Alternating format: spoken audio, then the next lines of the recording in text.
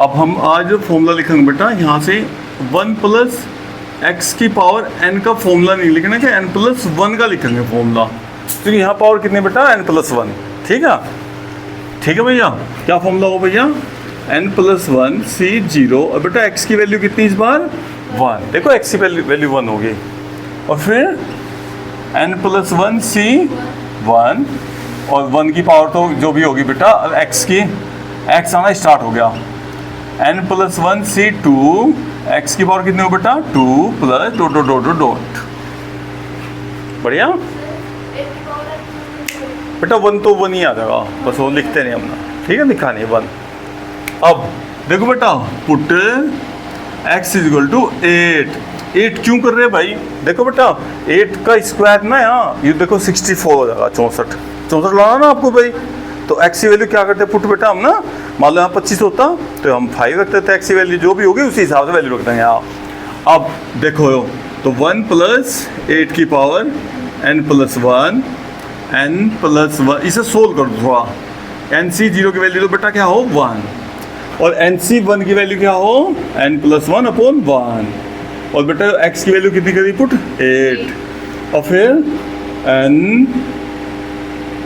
n+1 C2, इसे ऐसे ही रहने दो कोई बात नहीं, अभी इसकी वैल्यू ना तो c की कोई बात नहीं, इसकी जरूरत नहीं पड़ रही मुझे भाई। अब देखो आप बेटे कितना हो गया, देखियो 9 की पावर n+1। देखो ध्यान से देखो बेटे जो क्वेश्चन है ना, ये क्वेश्चन यही से अपना आप बन का जाएगा। देखो अब आप 8 की मल्टीप्लाई करो बेटा, अंदर 8 की मल्टीप्लाई करो 8n+8 और यहाँ से देखो यहाँ 8 की पावर 2 आई भाई। देखो यहाँ आगे इससे आगे बता क्या होगा बेटा, बता इससे आगे क्या होगा, इससे आगे 8 की पावर ना बेटा 3 आओगी +4। देखो बढ़ते का उल्टा कर दिया हम, देखो जो x+1 की बजाय 1 + x का फॉर्मूला खोल दिया। ऐसा करने से देखो अब 8 की पावर 2 ना सालों से कॉमन लो बेटा पीछे से, तो n+1 C2 plus n+1 C3, यहाँ 8 बच जाएगा बेटा यहाँ प्लस डॉट डॉट डॉट, सब में से आ गया ना 8 इसका कॉमन आगे ना, 8 की पावर 2 ना यहाँ 3, इस आगे में क्या होगी 4 फिर 5, ऐसे पावर चीज लाएंगे इसके। और तो हमने 8² कॉमन ले लिया, यहाँ से कॉमन, यहाँ एक पावर बच गई, डॉट डॉट कर दें आगे बस। ठीक है, अब देखो ध्यान से बेटे जो वैल्यू ना अपनी इधर भेजो 8 की, देखो बेटा हाँ ये कितना हुआ 8 और 1 ये तो 9 हो गया।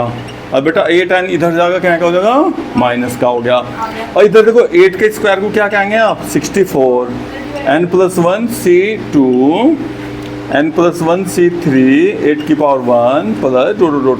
अब देखो ध्यान से इस पूरे ब्रैकेट के मल्टीप्लाई में 64 आ रहा। अरे भाई देखो अब इम्पोर्टेंट काम बेटा समझने का। देखो ये मान लो ये वैल्यू हमें नहीं पता, ये वैल्यू क्या लिख रही क्या नहीं लिख रही, बिल्कुल अननोन वैल्यू भाई। मान लो ये ऐसा लिख रहा, मान लो कि बेटा इधर तो x लिख रहा और इधर 2 मल्टीप्लाई में आगा, इधर यहाँ y z x कुछ भी लिख रहा हो भाई, इससे कोई मतलब नहीं बेटा, प्लस माइनस कुछ भी हो।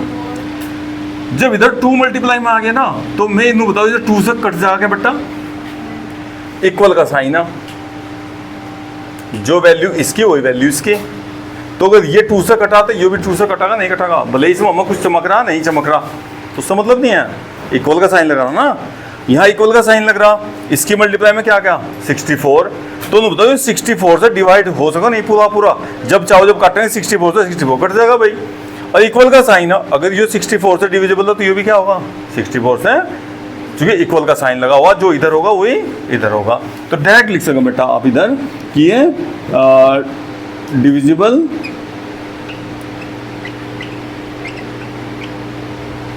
डिविजिबल बाय 64, यही प्रूव करना था।